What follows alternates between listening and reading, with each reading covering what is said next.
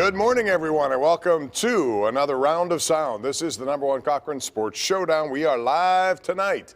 Bob Pompeani manning the controls. We have a lot to get into.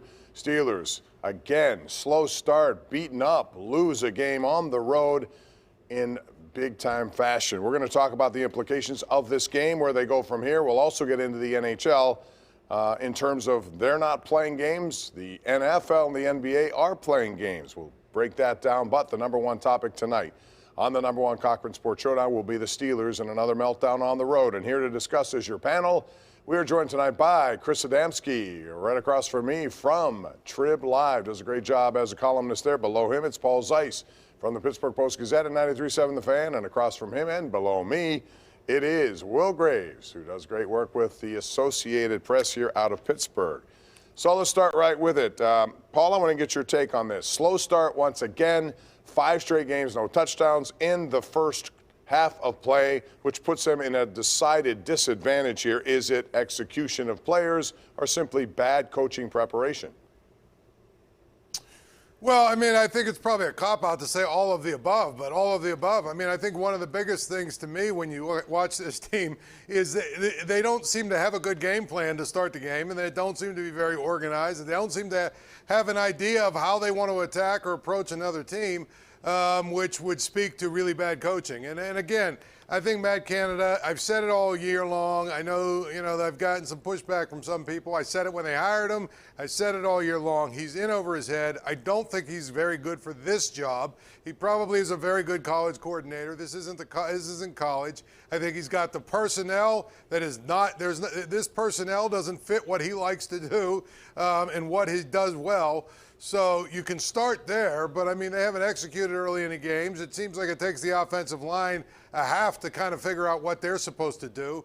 It's a disaster, and there's not a whole lot I think is going to change this year, because you're still going to have the same personnel for the next 2 weeks. You're still going to have the same coaching staff for the next 2 weeks. So, the difference is you'll be playing 2 teams who aren't very good. So that might help you. I just don't know. I think that it starts with the preparation and game planning. I think it starts with the talent, Paul. I just think these guys they're just not very talented. I mean, look, we're week 15. The offensive line has not taken any major step forward. When you've got an offensive line that can't block and a quarterback that can't move, I don't care if Pop Warner himself is the offensive coordinator. You're not going to find a lot of room to move. You're just not. I think that's the problem. They're just not very good. They're just not very good. Are they the worst team in the league? No, as Chris will tell you, they're not as bad as the Lions, although let's remember they didn't beat the Lions, and they're not as bad as the Giants. But guys, they're not talented. That's the problem. Yeah, it's easy to pile on to Matt Canada, the offensive coordinator, and I understand there's a lot of reasons why he is a first-year coordinator. He's a quote-unquote college guy. He left Pitt at the altar and all that to make some sort of an easy target, an easy enemy. And don't get me wrong, I don't think he's had a great season, and I don't know what his future is long-term for sure. I'm not whatsoever forgiving his job. But, yeah, right now, the quarterback's even making bad decisions right now. The quarterback's certainly isn't mobile. Everybody's it's become a punchline amongst the head coach for that. The quarterback's throwing arm isn't where it's supposed to be. This offensive line is I don't know. That's the sad part. I don't know if it has a future even for sure. And listen, we're not going to go back and redraft or whatever, but we saw Creed Humphrey on the other side of the other team today at center as a rookie who looks like he's going to be an all-pro for a decade.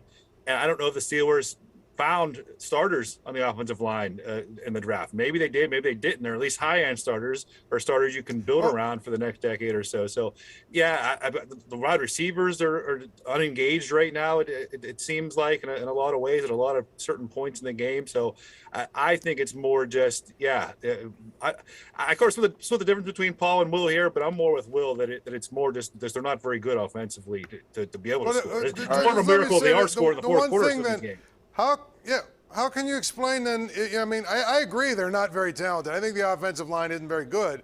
But, they go into halftime and they come out in these games and it seems like, I mean, are we to believe they're drawing plays up in the dirt or, they suddenly found the fountain of youth? Or the other team is just backing off. The other team could be backing off. But again, the Titans last week weren't backing off. It was a close game and the Steelers found a way. They had had 168 yards in the game, Paul. The offense did not light it up and figure anything out.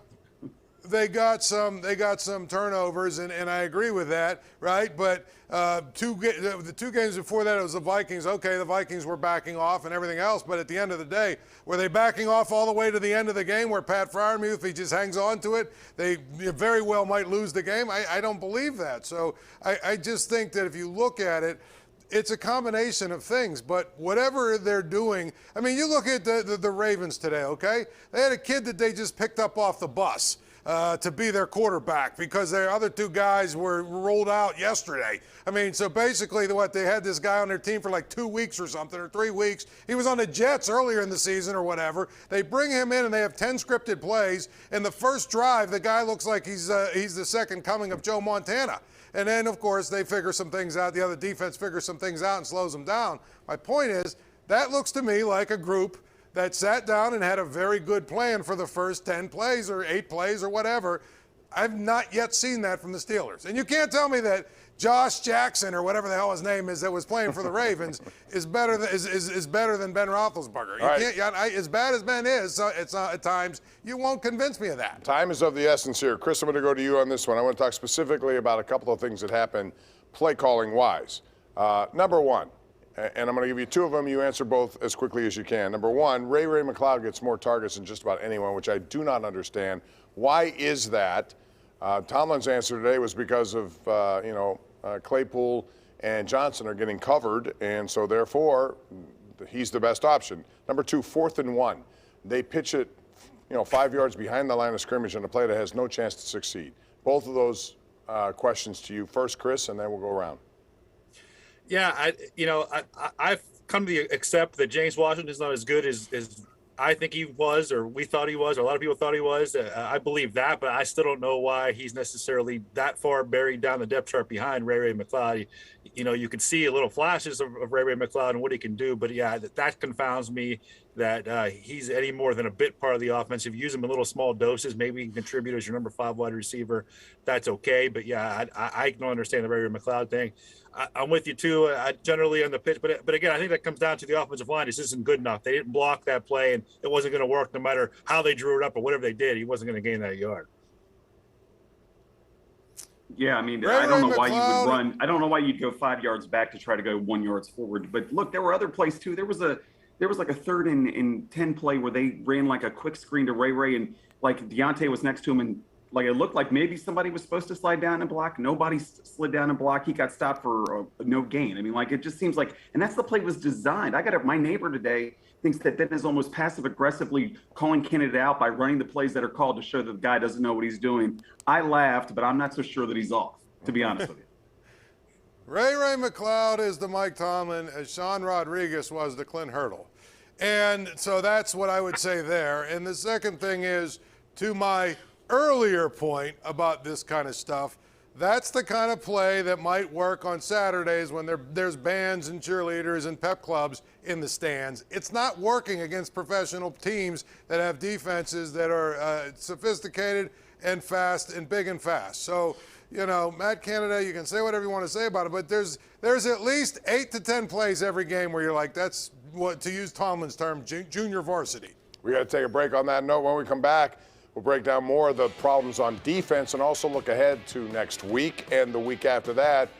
Even if the Steelers get in the playoffs, what chance do they have? We'll talk about that. We'll get into some NHL talk as well. It's all coming up live right here on the #1 Cochran Sports Showdown. The #1 Cochran Sports Showdown is brought to you by #1 Cochran. Go one better. And by Highmark Blue Cross Blue Shield. Have a greater hand in your health.